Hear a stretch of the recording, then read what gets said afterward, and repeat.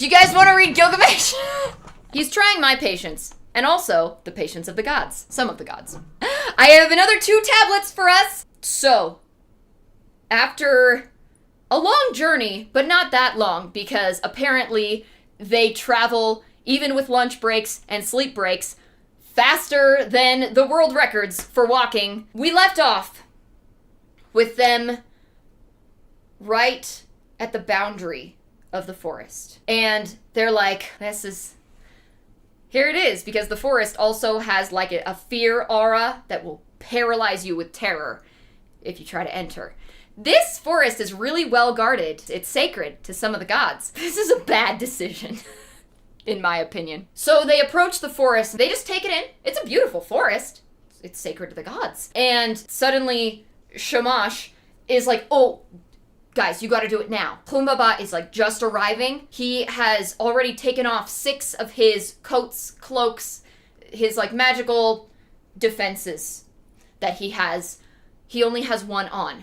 Now is the time to strike. And Gilgamesh and Enkidu are like, okay, I guess we're doing this. And Gilgamesh is still excited. Enkidu is still like, dude, are you sure you want to do this? And Gilgamesh is like, yes, absolutely I do. I want to be famous. So they're here at the edge of the forest, and they have to strike now. This is the opportunity. I guess they could wait, but it would just not be a tactically smart decision. And while Gilgamesh is not known, apparently, for making smart decisions, he knows battle tactics. He's quite good at fighting things. He's just a huge jerk, otherwise, a lot of the time. So, they stand there for a minute. This is the new stuff. Tablet 5 of 11 or 12.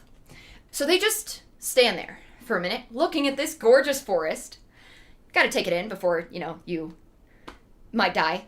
I don't think that Gilgamesh thinks he's gonna die, but Enkidu's like, this is a bad idea. There's a path. That is the one that clearly Humbaba uses to get in and out of the forest. I guess he runs errands every once in a while. It's a very well-trodden path, so they use it to head into the forest. The shade of the trees is really nice. The foliage is very thick. Like, this is a forest of the gods. It's well kept, especially because there are no tourists, because it's guarded by a very powerful murderous ogre. The text kind of gets messed up here, but they're walking through the forest. They're like, this is nice. And suddenly they are stopped by the piercing sound of metal on metal. They can't see where it's coming from, but it sounds like they're surrounded by hordes of invisible soldiers, like sword on axe and sword on sword and dagger on axe, all the weapons. They hear this terrible din of metal on metal, and understandably they do panic a bit. I'm surprised they've made it this far. Like I said, the forest has this aura of terror. Goes out for... No, because my voice is not like the deluge, which is what they said about Humbaba. They repeat their little mantra. They're like, we are together, we are strong. King and animal man together strong. No, that's legit their thing. They are like 2 warriors can do much more than 1 alone. And this is like the first time I think Gilgamesh has had anyone who could match him in strength. So it's probably pretty nice to have someone who gets it, who gets the whole concept of being 17 feet tall and superhumanly strong. Enkidu's still a little bit hesitant. He's like, I don't mind being called a coward. We could turn back now. And Gilgamesh is like, no, we're doing this. Stop being a baby. After they've kind of collected themselves and psyched themselves up for this, it is then that they encounter Humbaba himself. He is not very nice to them. I mean, I kind of understand that because he has been divinely tasked with protecting this forest. Like, Humbaba did not seek this out. Gilgamesh decided on a whim that he was just gonna go kill this dude to demonstrate his abilities. Humbaba is not being very nice, but also, this is his turf. So, what are you doing? Yes, exactly. What are you doing in my swamp? It really is like that, except instead of fleeing persecution like in Shrek, they are literally coming to just kill this dude for no reason other than they want to. Like, his whole job, given to him by a deity, is to keep people from getting in this forest. And now there are people coming into his forest. You know, I feel like it's a little harsh, but he probably would be fully within his divine rights to just smash them flat where they stand if he could. He does trash talk them a little bit. He's like, you guys are giving each other pretty good advice for a couple of idiots. Like, I heard your little psych up session. You're really stupid for coming here. Like, why are you even here? We got a shameless blowhard, king of the tools, and the guy who was raised by gazelles. Gazelle boy. I saw you when you were little. I could totally have killed you then and fed your flesh to the birds, but you were too small to make a satisfying meal, so I didn't. But now, you are all grown up. You've brought me another person who is clearly very stupid. So he's like, "Aw, you were so little back then, but now you're all grown up and I can just kill you both and feed your flesh to the birds. This is not what Mary Poppins meant." Feed the birds, tuppence a bag. But I feel like Humbaba has not had a lot of opportunities to, like, use this trash talk. I bet he was really excited when he first got the job and he was like, I am going to be so intimidating and scary. Being literally as tall as the stratosphere, I'm not exaggerating, the literal stratosphere, is not enough. I gotta be intimidating with words. I gotta come up with something good that'll scare away anybody without me even having to raise a finger. So I think he's been sitting on this for a while. He's been excited to use this. That's what he does. He likes to feed the birds, apparently. Can you just see this dude? Because I guess the birds aren't a problem. I don't think they said anything about birds. I bet the birds, like, just sit on his shoulders and he feeds them the flesh of his enemies. Aww. That could be so cute. It's a little horrifying.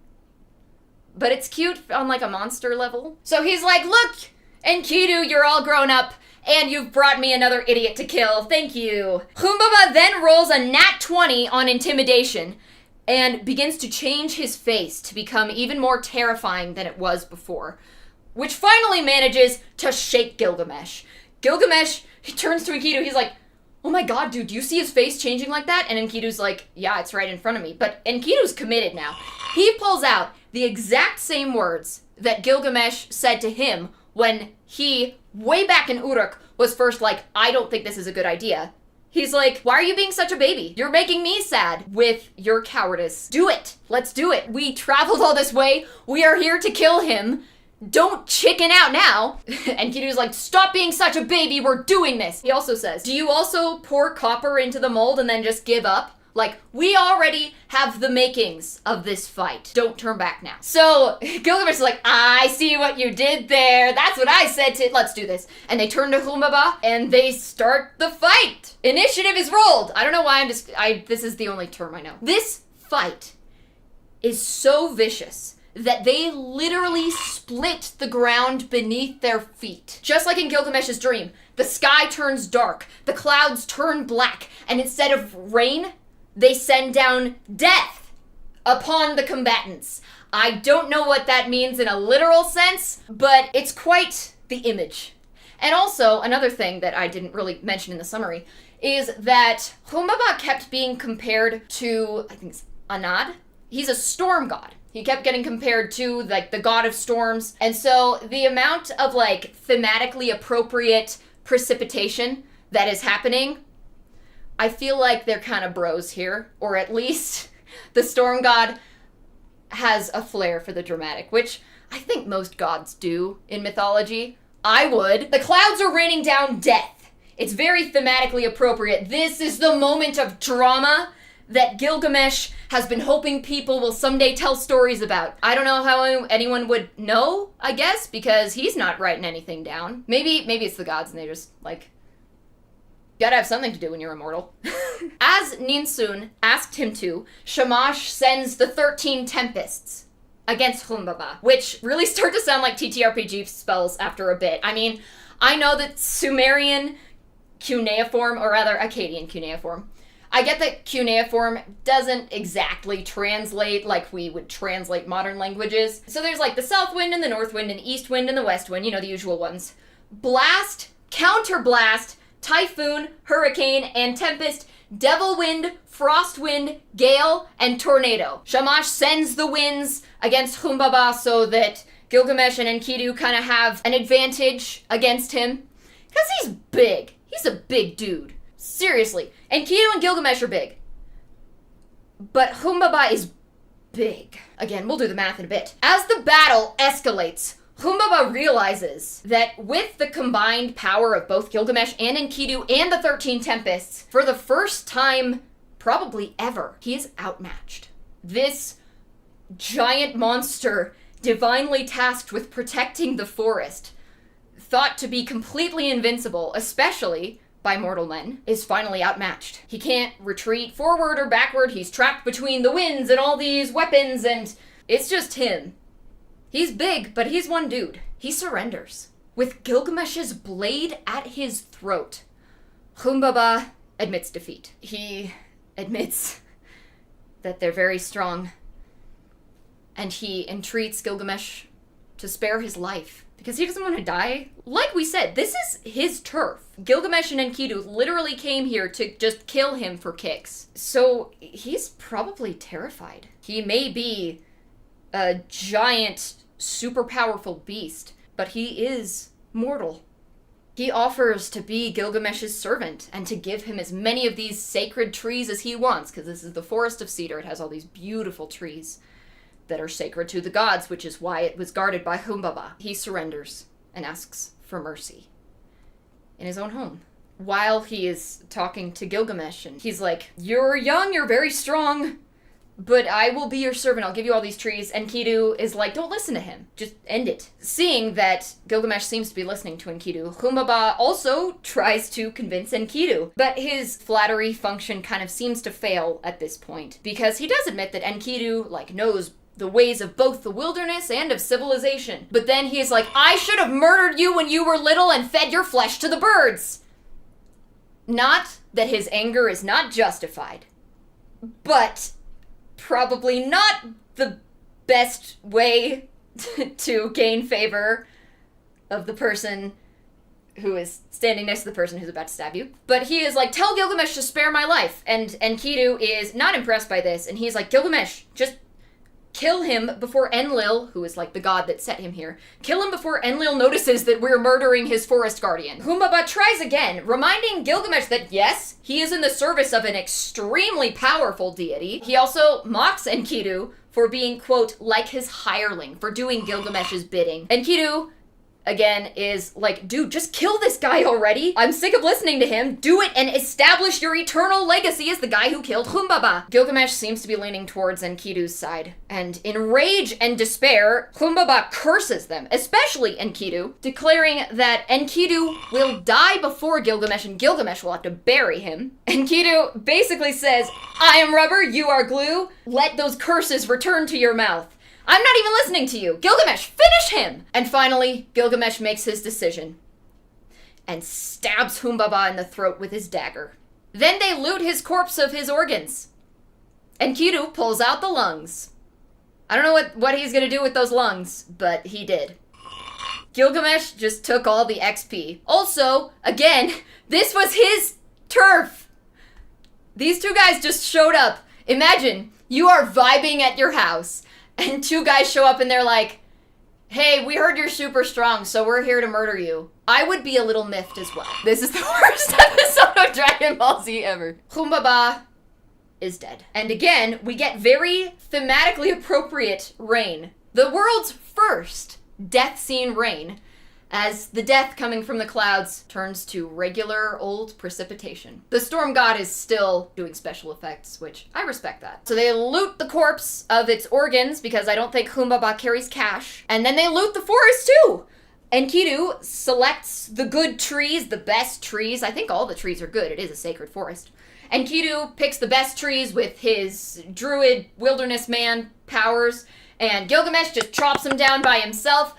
What is their cardio routine? There is no mention of them taking a break between killing Humbaba and then just chopping down these massive cedar trees. Bro, they are looking through these trees, and with some of this fancy sacred wood, Gilgamesh builds a whole new gate for the city of Uruk. Just, I guess, he's good at carpentry, because no tools but his weapons, or, he was carrying, literally 300 pounds of gear, so. Enkidu he's picking out trees. This is his element. He's like, this is the best tree. Ooh, this tree is good too. Like, I really think that Enkidu could be happy just being like, these are my favorite trees. But no, Gilgamesh had to go influence him with his hedonism and toxic masculinity. But he does build a whole new gate for the city of Uruk with some of this sacred cedar wood. And they also just DIY a raft to sail back home. I am impressed at their improvised carpentry, I will admit. So on the way back to Uruk, on their raft, Enkidu is the helmsman. And Gilgamesh just carries the head of Humbaba. You know, it's probably too big of a body to bring back, I get that. Enkidu is like staffing the whole ship and Gilgamesh is just like, ha, I got this guy's head. It's a big head. He does also clean his equipment and clean himself off, changes back into his royal robes, I guess he brought them with. I do think he is a man who knows how to put on a show. So he gets out of his bloody, foresty combat clothes and puts on his royal garb. And then, once he's all washed up, he puts on his crown. Gilgamesh looks good. He looks so good that then and there, the goddess Ishtar, the goddess of love and war and sex, also like divine law and political power, and she's extremely powerful. She was a big favorite of the Akkadians. He looks so good that Ishtar immediately proposes marriage to him. She shows up and she's like, be my husband. You are so hot. And promises, quote, a chariot of lapis lazuli and gold pulled by lions is like, your livestock will flourish in ways that only divine power or some really unlikely genetics could make them do. The nobles and kings will kneel before him and bring him tribute, which I'm pretty sure it said at the beginning of the story that Gilgamesh is top dog even among kings, so maybe that's why he totally shoots her down.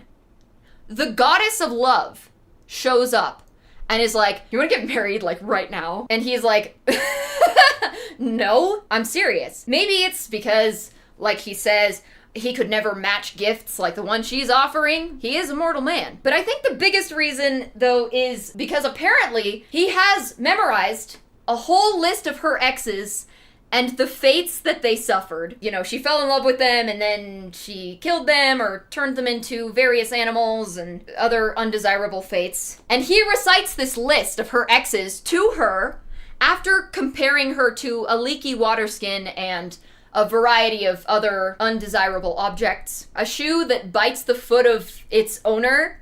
Like, he's really specific. He's like, okay, so let's go down the list of what's happened to your husbands if you want to marry me. Like, let's look at my odds. Tammuz, or Dumuzi, Tammuz is the Akkadian version, her first husband, whom she still mourns, he has to now spend half a year in the underworld. It would be all year, but his sister volunteered to exchange. Yes, like Persephone, before Persephone. The story of Ishtar and Tammuz, or Inanna and Dumuzi, again, that's just the names between Sumerian and Akkadian. Their courtship is like one of the first love poems in the world. It's spicy.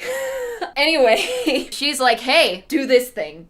And he does the thing, and I'm not going to expand any more upon it. If you want to read it, you can go read the courtship of Inanna and Dumuzi on your own time and an incognito browser. Anyway, I do kind of understand his whole fate having to live in the underworld. It's harsh, but it wasn't just like at random. So this story is from another epic poem from this mythology called The Descent of Inanna, which is very famous on its own, and we can read it sometime if you guys want. Long story short, Inanna, or Ishtar, goes down to the underworld for a variety of reasons. She ends up getting killed there. This is a really big problem because she's an extremely powerful fertility goddess, and without her, no one can have babies or really grow a lot of crops either. So she had, before she left, told her servant, like, hey, if I'm not back in a couple of days, alert the other gods because I'm going to a dangerous place. So the other gods come to, like, rescue her, but one does not simply leave the underworld. She has to find a replacement because she was killed there. So she and, like, a bunch of demons go back up to Earth to pick a substitute. And the demons are like, yeah, let's get him, let's get him. They come across some of Inanna's, like, friends and family, and all of those are mourning her and devastated at her death and are taking the appropriate mourning rituals and such. So Inanna doesn't let them take any of her friends or family because she's like, oh, they really care. I can't do that to them. Then they come across Dumuzi, her husband, who gives not a single heck that his wife is missing and or dead. He is in his fancy shepherd god clothes. He is chilling on his throne. He does not seem the slightest bit sad that his wife is gone. And Inanna's like, take him!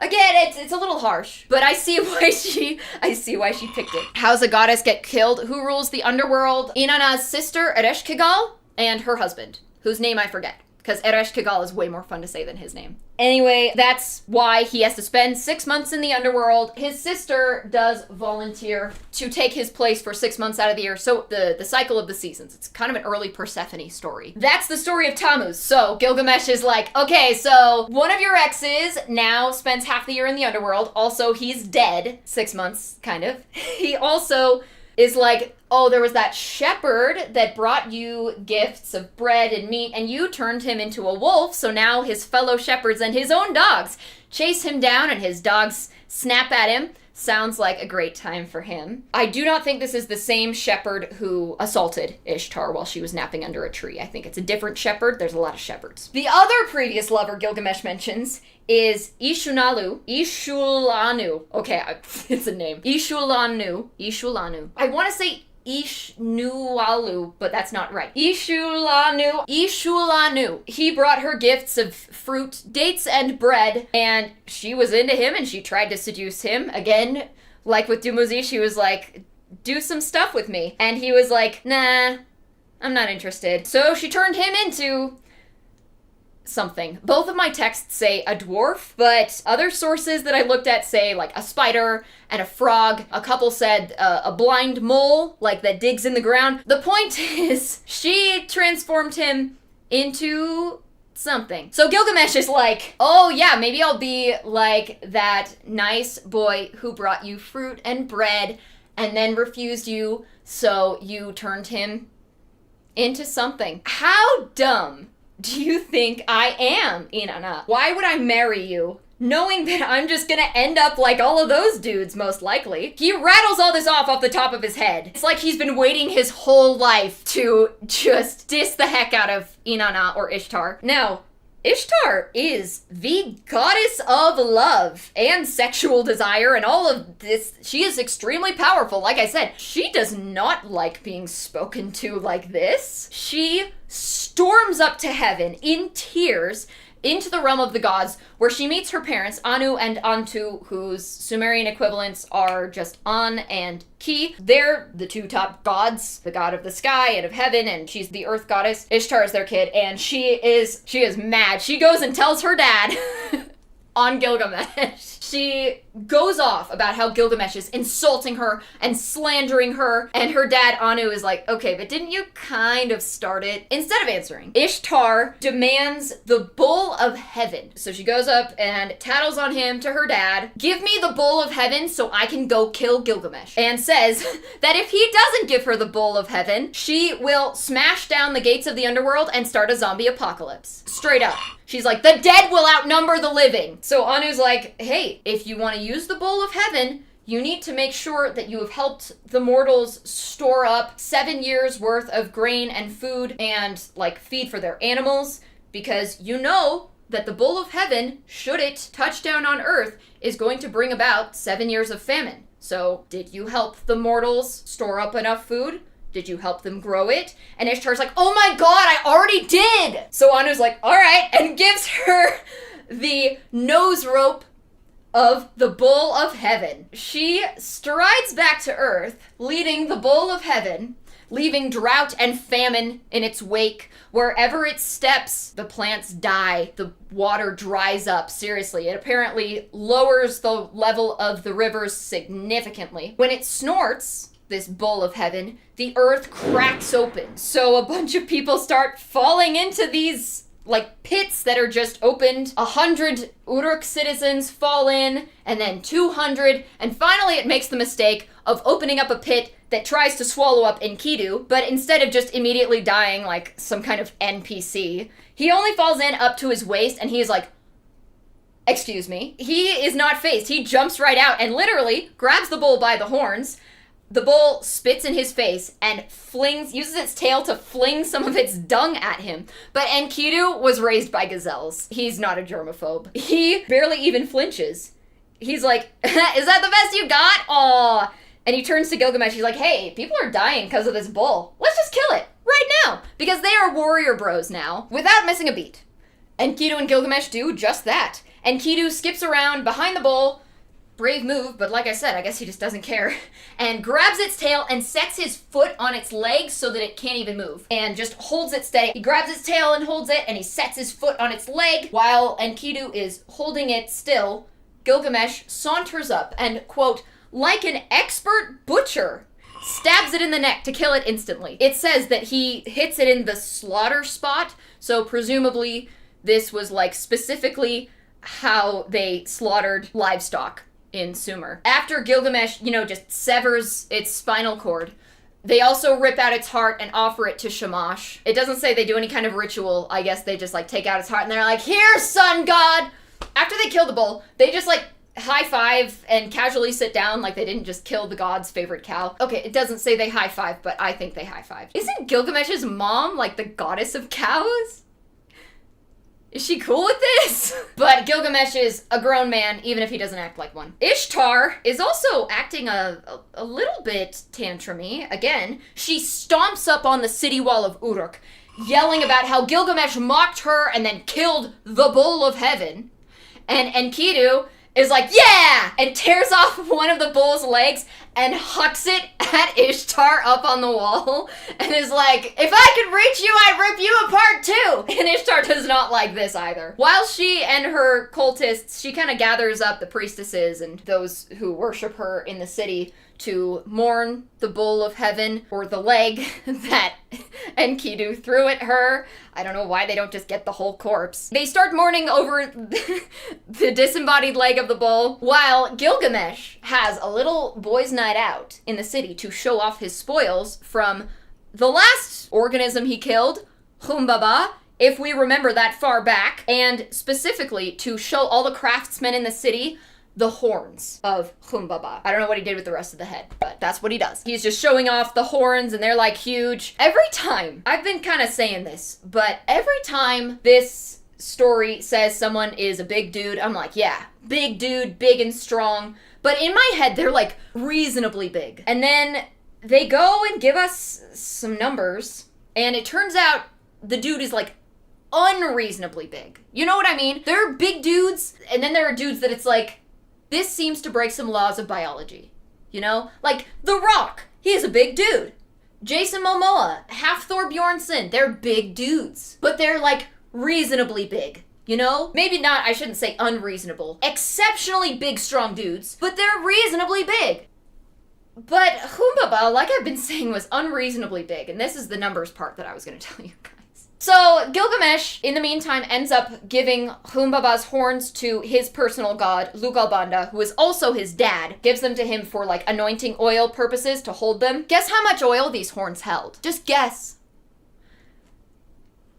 Give me a number. Guess how much oil? 900 liters, which, for fellow Americans, 240 gallons. Just the horns! That's their volume. 900 liters or 240 gallons. For reference, I looked it up. You can buy novelty drinking horns that are apparently made out of real animal horns on Amazon. Because, sometimes you want to feel like a Viking, I guess. So an actual one of these that you can buy is 10 inches or 25 centimeters long and holds about 9 ounces or 270 milliliters. It's so much smaller that I have to use entirely different units. And not even always the next unit down. So I did the math. I was if Humbaba's horns are proportionally identical. Okay, I did make ChatGPT do most of the math. If a 10-inch or 25 centimeter drinking horn holds about 9 ounces or 270 milliliters, a proportionally identical horn that held the amount that Humbaba's horns held total, they would have to be almost 22 feet long. Or 6.7 meters. Even if it were divided in half, they would be 11 feet long. Or 3.35 meters long. If I had these horns, and they were real horns, you know, because these are two-dimensional, basically. If these were actual horns with like this length and the circumference, if they were round, they would hold like maybe 3 ounces or 90 milliliters. For them to be the size of Humbabas and still be the same proportion on my head, I would have to be almost 12 miles or 19 kilometers tall for these to be proportional. These are on the small side when it comes to horns. Humbabas might have been, you know, bigger on him. My point is, they're big. Like I said, Humbaba, if he were 19 kilometers tall, would literally be standing with his head halfway into the stratosphere. Biologically unreasonable. He is unreasonably big. These are a lot of numbers. I was having fun with the numbers by this point, I will admit. He's unreasonably big. And now we're gonna look also at Gilgamesh and Enkidu. Enkidu is said to be about the same size as Gilgamesh, a little shorter and stockier. So we're gonna look at Gilgamesh because earlier in the story, in like tablet 1, they gave us the length of his foot, of his leg, and his stride. So like how far he gets in one step. Those were all pretty inconsistent when I calculated for his height with those ratios, but in another tablet, with those ratios, he was at least 2 meters. That's reasonably tall for a human. The other one, the biggest one, said he was 9 meters. But apparently in another text that is not one of the translations that I read from, it says he is 11 cubits tall. Now a cubit, I had to convert all of these from like ancient measurements, so they're a little less precise than contemporary ones. But a cubit, historically, was the length from your elbow to your wrist or the tip of your middle finger or the center of your palm. Usually it's estimated today at about 18 inches. Also, remember that at this time period, people were just generally way shorter.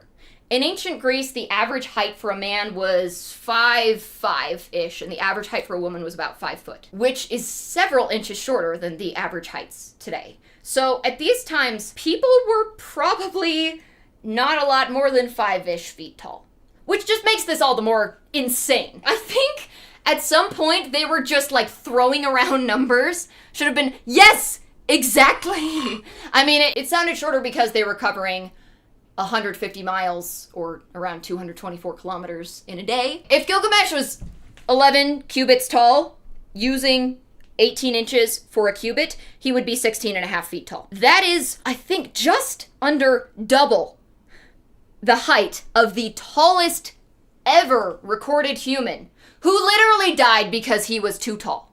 He had a pituitary gland thing that caused his body to continually produce growth hormones, so he just kept growing. May he rest in peace, Robert Wadlow. Interesting story. Draw a picture? Okay. We will draw a picture. That's what I'm saying, Constellation. I'm not saying that I expect perfect biological realism from people that lived 6,000 years ago and didn't even know to wash their hands before they ate.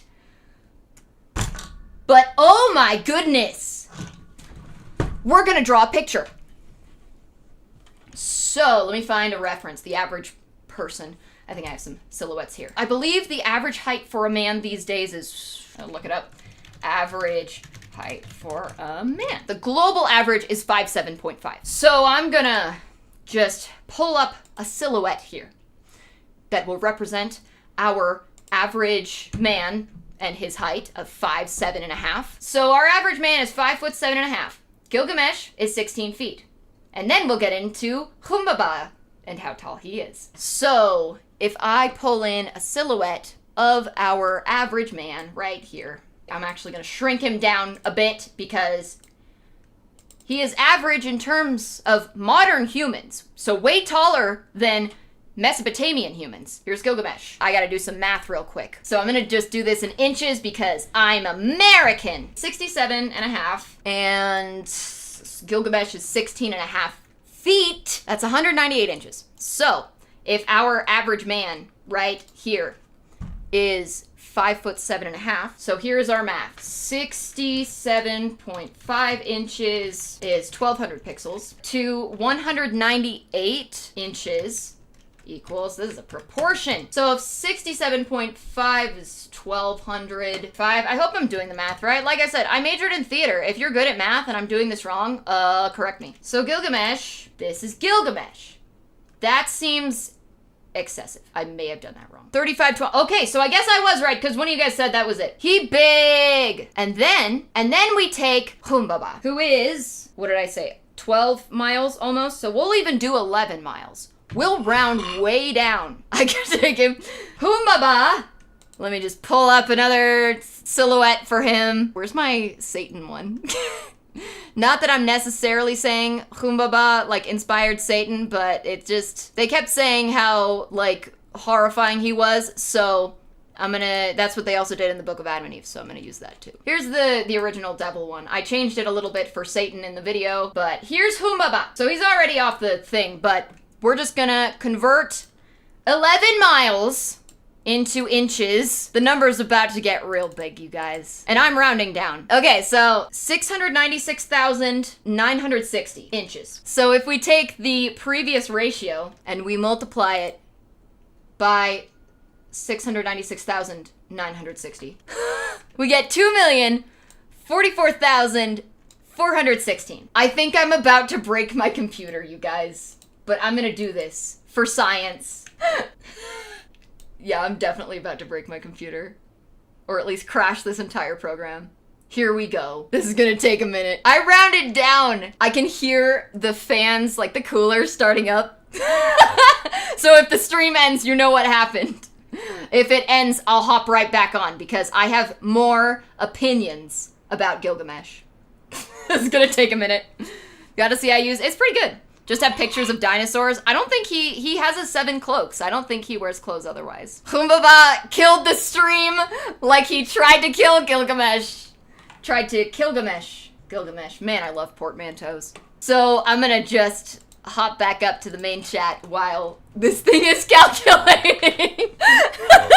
So yeah, he's a big dude, and we will wait to see him to scale and hope my computer does not burst into flames. Really, I think at some point, the Mesopotamians just, like, started throwing out numbers. They were like, yeah, this is big. That's a big dude. Solid. Anyway, Gilgamesh and Enkidu go wash the bull guts off of their hands in the Euphrates River and, hand in hand, make a proper return to the city of Uruk. As they walk through the streets, I don't know if they put up the new gate yet, they just don't mention that. But as they walk through the streets, bromance, people have, like, gathered to watch them. Gilgamesh got dressed in his royal garb, and Enkidu is just vibing. The people are gathered to see are two, I'm really not sure I'd call them heroes, because they did just, like, go to a guy's house and murder him for kicks. Warriors. They're warriors. To see the two warriors going through the street. Naturally, Gilgamesh throws a party in the palace. He is the king of partying, and he spends the whole time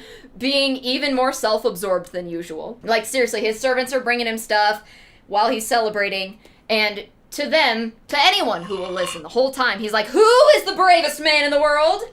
It is Gilgamesh. Who is the boldest man in the world? It is Gilgamesh. It is me. I am Gilgamesh. I am the bravest. I am the boldest.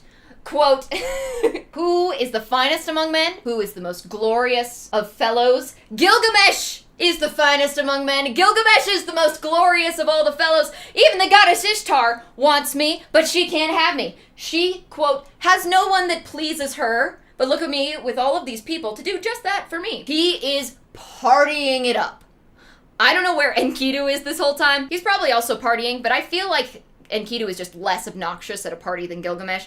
And as someone who is annoying at parties, is the goddess as tall as Gilgamesh? I don't know. I think she's a goddess. She can be as tall as she wants to be. Gilgamesh is very, very proud of himself. He's like, we killed Humbaba, we killed the bull of heaven. Apparently in the text he does say we, but he doesn't really mention Enkidu. I think Enkidu is actually pretty nice at parties. Like when he first had beer, he drank 7 beers, probably more than a single beer. He drank 7 servings.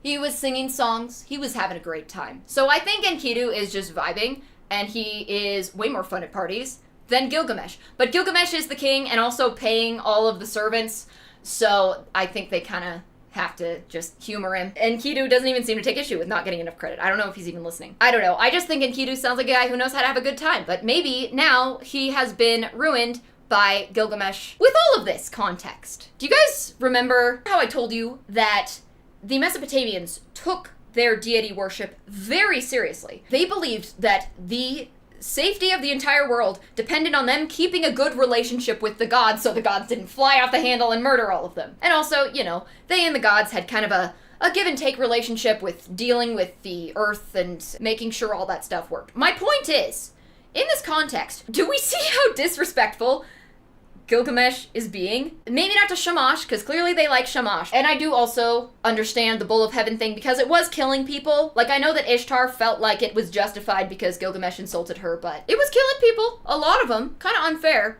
She meant to kill Gilgamesh, but instead she just, like, killed 300 random people in Uruk. Anyway, they've just been kind of awful to every other god they've met, or, you know, servant of the gods. Humbaba, he was literally minding his own business. And it's not like he was clearly a great guy before, but Gilgamesh, he's getting just a little bit too cheeky. He's moved beyond just kind of being a self-absorbed but extremely superhumanly strong jerk to, like, dude, this is really, really not cool. He's even influencing Enkidu, who, let's be real, he was our dumb but good-hearted jock. Enkidu has so much potential to be wonderful and adorable, and I still love him because I think I can fix him.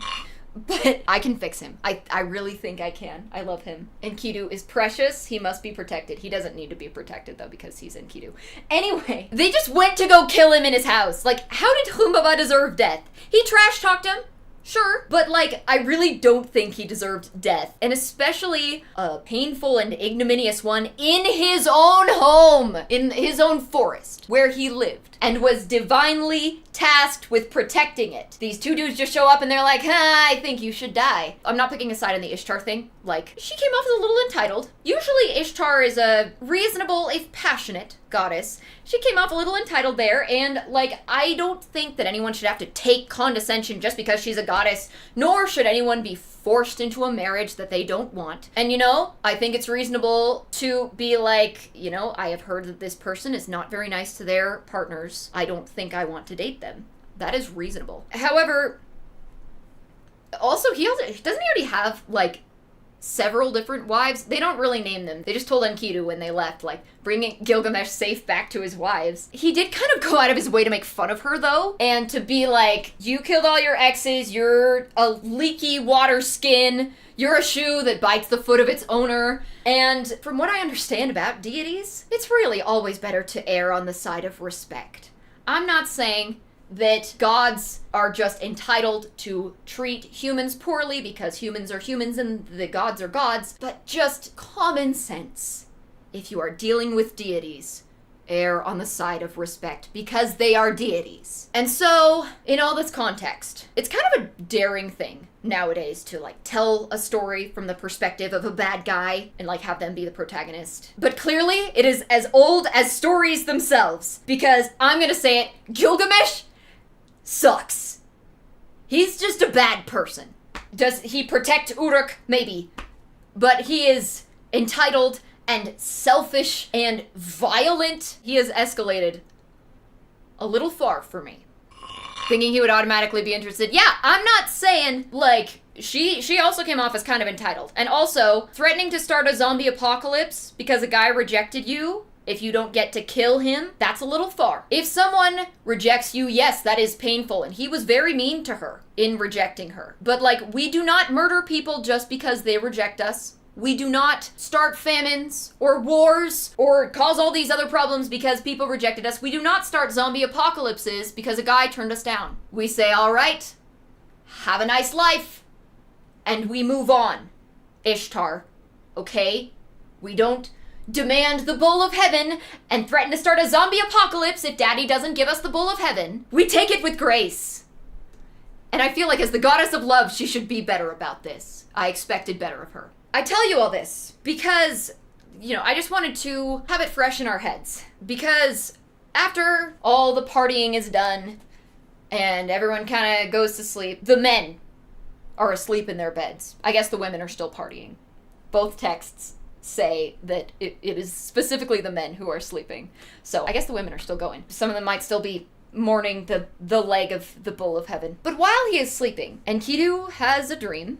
More like a vision, really. Finally his turn. Usually it's Gilgamesh having the visions. Even these greatest of warrior bros are not exempt from consequences. And we'll get into that next time. Tablets 6 and 7 of the Epic of Gilgamesh. We will do more of these later. Oh, it is past my usual time, but I need to see this finish scaling. I need to see how tall he is in comparison. I'm not ending the stream until my computer finishes this rendering.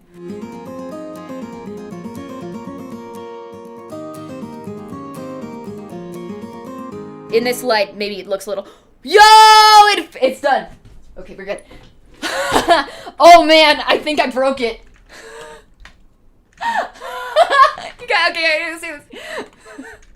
This is the original picture. It can't even hold a single line of it.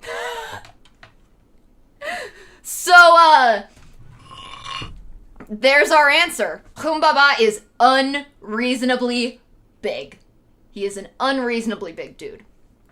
And if anyone has a Ouija board and plans to contact the ancient Mesopotamians, you know, if you need a question, I would like an answer as to why they just apparently pulled a number out of thin air. Or perhaps if I just, you know, didn't do the math right because these ancient units of measurement are rather inconsistent. When you don't have, like, a standard and you're just like, this is the length of my elbow to the center of my palm. Good enough. It is 700 gigs. Yes, it does. 707.6. He chonk, he big. Humbaba falling over should have quaked the earth even more than the fight already did. My point is, he is unreasonably big. He literally wasn't, he was going home and they murdered him just 'cause he was big.